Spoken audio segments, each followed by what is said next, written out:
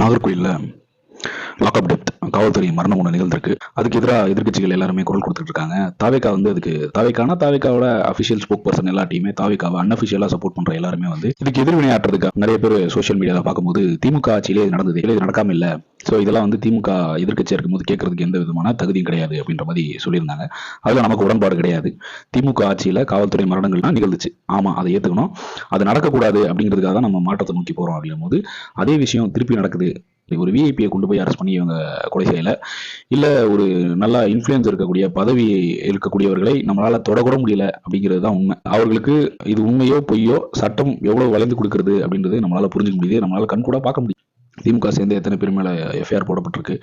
அவர்கள் அதாவது பதவியில் இருக்கவங்க அவங்க எப்படி டிராவல் பண்றாங்க, அவங்கள எப்படி சந்திக்கவே முடியல, காவல்துறையில டெய்லியும் கையெழுத்து போடணும் கூட கையெழுத்து போடுறதுக்கு தயாரா இல்லாத இடத்துல வரைக்கும் இன்ஃப்ளூயன்ஸ்டாக இருக்க சட்டம் சாமானியனுக்கு இன்ஃப்ளூயன்ஸாக இல்லைங்கிறது எவ்வளோ பெரிய குடும்பம்னு பார்த்துக்கோங்க.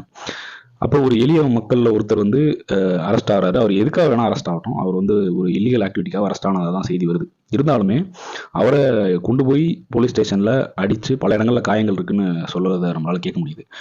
கொலை செய்யப்பட்டதாக ஆல்மோஸ்ட் உறுதி செய்யப்பட்டுருச்சு. 3 பேர் சஸ்பெண்ட் பண்ணப்பட்டாங்க, ரொம்ப வேகமாக சஸ்பெண்ட் செய்யப்பட்டாங்க.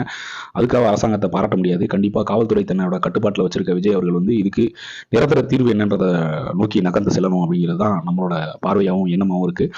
கண்டிப்பாக இது போன்ற லாக்அப் டெத் இப்போ இனிமேல் ஃபியூச்சரில் நடக்கவே கூடாது அப்படிங்கிறது தான் நான் விருப்பப்படுறேன். ஏன்னா காவல்துறைக்கு இல்லைனா ஒரு காவல் நிலையத்துக்கு போயிட்டு வரதுங்கிறது ஆல்ரெடி குதிரை கும்பா ஒரு அச்சத்தின் உச்சத்தில் இருக்குது மக்களுக்கு.